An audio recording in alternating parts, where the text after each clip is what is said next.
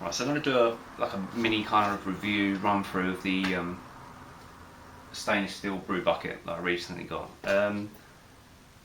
When you first get it, there's an instruction of what you're meant to do. It says prior to your first time use, you should wash your equipment with trisodium phosphate in hot water following the manufacturer's recommendation. I didn't even know what that was, but I asked Malt Miller, and he said to just use kind of hot soapy water just to kind of wash it down to get rid of any kind of stuff that's been on there from when it's in the factory. I think the reason the manufacturer, and is what Rob said as well, they put that on there, is they don't want you using anything harsh that's going to etch into the stainless steel and ruin the quality of your brewing bucket. Then after that is passivation. They recommend that you fill it up with water, and then some style sand as well, an ounce per gallon of water to passivate the stainless steel, to kind of give it its kind of like protective coating, if you like. And I think you do that like once a year kind of thing. And then after that, you again then sanitize with your no rinse sanitizer, Star San, or no rinse from Malt Miller, whatever it may be, and then you're good to go. That's pretty much it. It does advise you what not to use. Obviously, you don't use like Scotch pads and kind of scours, because they're going to etch into that and kind of ruin the kind of the exterior or the interior of it, and then you're going to start getting problems. So that aside, what you basically get is you get your bucket. You get these really kind of heavy duty carrying handles, which do make it really easy to carry around. Obviously, it's got the conical bottom, which is designed to keep the yeast in a kind of smaller area than a normal fermenter, so that you get a cleaner beer at the end of it. You've got the four legs, which are obviously welded in. They've all got like little rubber nodules on the bottom of that, which keep it safe on the side. It ain't going nowhere. You get the your little ball valve. That has a little rubber washer there, so that then goes on the exterior of it. There is another rubber washer. You do get a couple of spares. They're quite hard to see because they're not clear. That goes on the inside of the brew bucket. You then got a nut, which you only hand tighten. You're not meant to use any tools or anything like that. And the idea, I guess, they crimp the two washers and create a nice seal. You then got the racking tube, which goes inside the bucket, so it'll be inside there. They recommend having it sort of that way when it's fermenting, because you don't want any kind of yeast that's dropping through into the tube, and as soon as you pull out, it's gonna. And then all you would do is, once your tap's in there, which I'll show you in a second, you would turn it ready to rack off, and that will turn the internal arm to the down position, then draw out your beer and leave kind of your yeast cake at the bottom.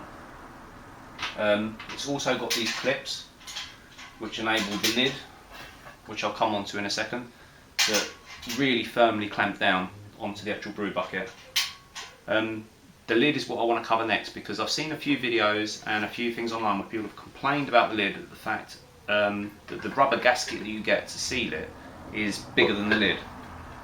Now the reason being, if you take it out, which you've got to start with to clean it and sanitize it, when you put it back, if you start from the top and keep pushing it all the way in, you'll have excess rubber at the end, and you'll have kind of like a little sag at the end there, and it won't fit. And then everyone's been sort of saying, oh no, it's not right, they give me the wrong lid. Well, when it came sort of already assembled, it fitted then, so it will go back.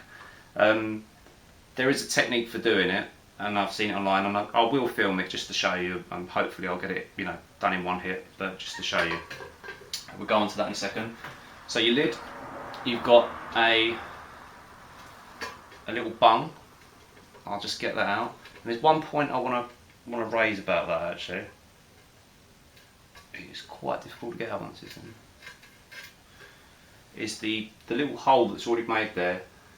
I think personally, when you get one of these, you might want to run a little file or something. Nothing too drastic, just around that, just to take a little bit of burr off. Because I noticed where that little rubber grommet's going in there, it's slicing a little bit of the rubber out each time. And I guess after a while you end up going to shaving it off so much that it will slide through. But just enough to take a little bit of burr off. I guess where it's coming from the factory, it's quite a clean hole, but it's also quite sharp. So you might want to do that. The lid has a dip in it for the obvious reason that, or not so obvious maybe, that these can be stacked. So the conical bit of this fermenter will then be stacked onto another one and will allow it to sit in that dip. I believe 3 high, I think, is the recommendation. I mean, I don't know why you'd want to go higher than that, but if you had a brew fridge, you could, you could stack a couple higher.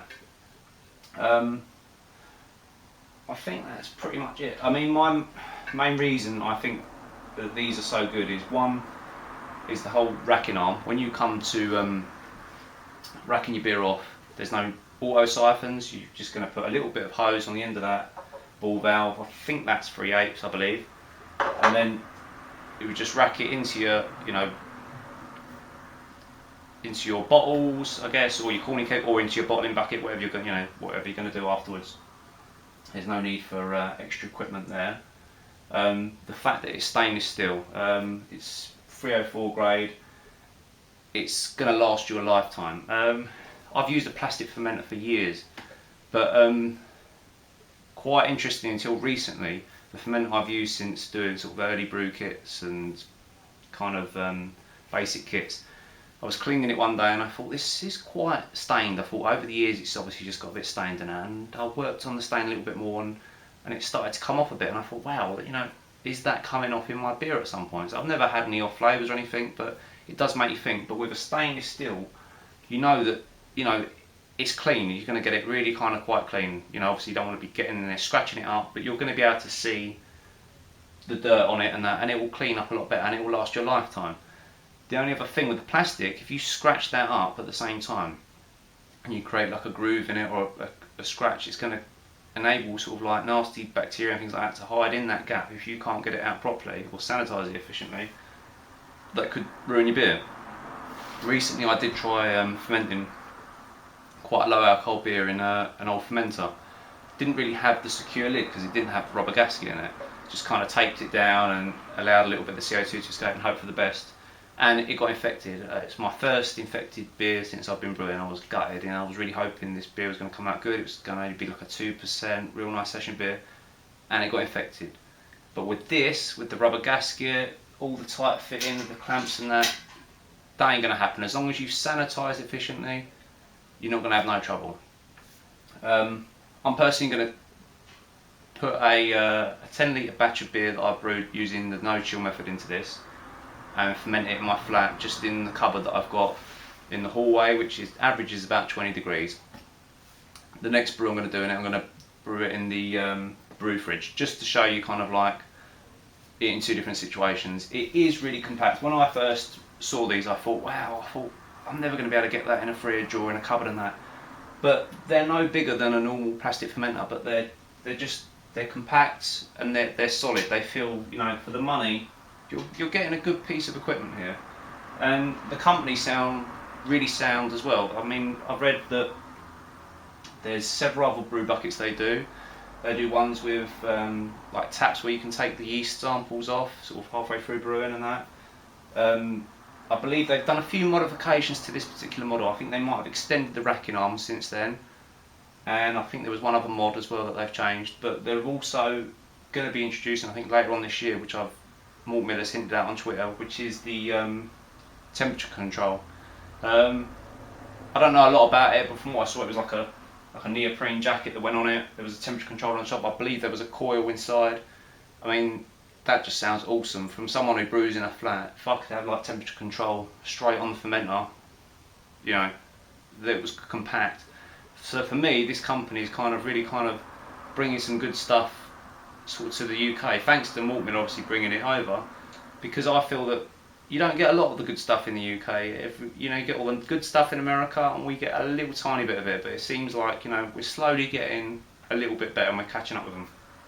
So we're going to assemble the tap, and then I'm going to show you putting the ring on the rubber gasket and just show you hopefully how easy it is to put it back on. Right, so I'm going to show putting the rubber gasket back into the brew bucket lid. I've sprayed it with sanitizer, Star San, and the gasket just to make it a little bit easier to put in, so I'll show you that now. Now, just take that off the rubber band. The recommendation I've seen is obviously to place it in there, and as you'll see that you've already got, to lay it in there, there's like a a bit rising up there. But the thing is, what you need to do is always go from opposite ends. So you push that side in first with that side, kind of like opposite ends of a clock. And then you do another bit. Oh, is that going?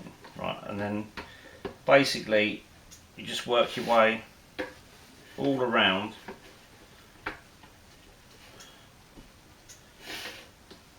until it's gone in.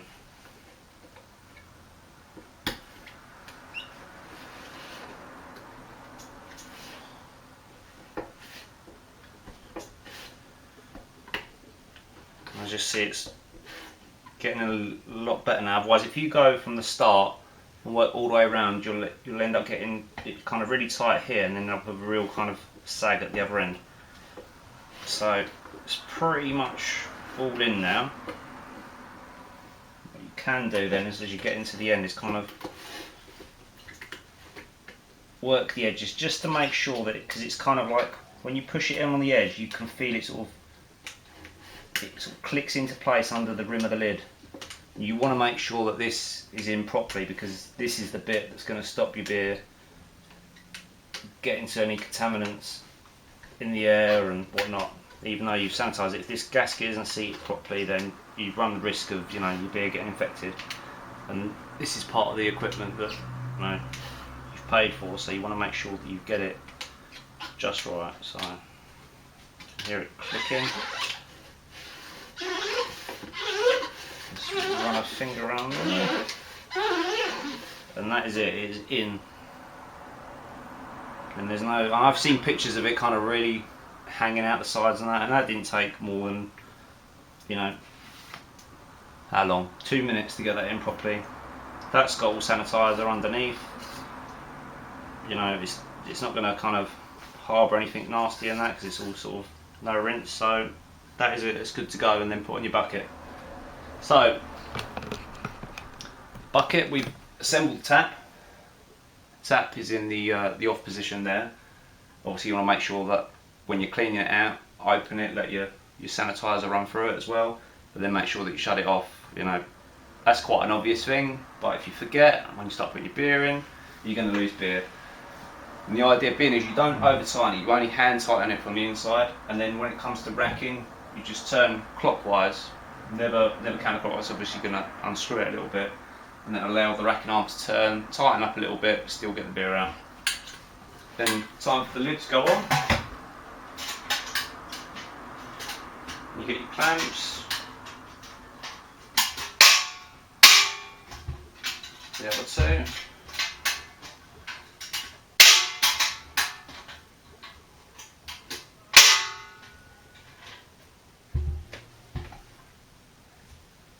Time for the bung, and you could just put a normal airlock in there, or a blow off tube, whatever you were fermenting. And that's another good point. This is quite a large fermenter. On the inside, I'll show you,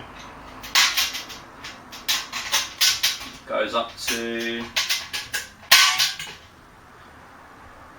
I think it's 7 US gallons to the rim, and on the inside just there, I hope the camera will pick it up, there's little graduations kind of marked on the inside of the actual fermenter. And then there's a shot from the inside, that's the racking arm there, then the conical bottom. Right, I'm going to add some beer to this next. Everyone's seen that before, so I won't show you a video of that. But I will cut back to when I do end up racking off in a week or 2 weeks time and show you the procedure from there. Cheers.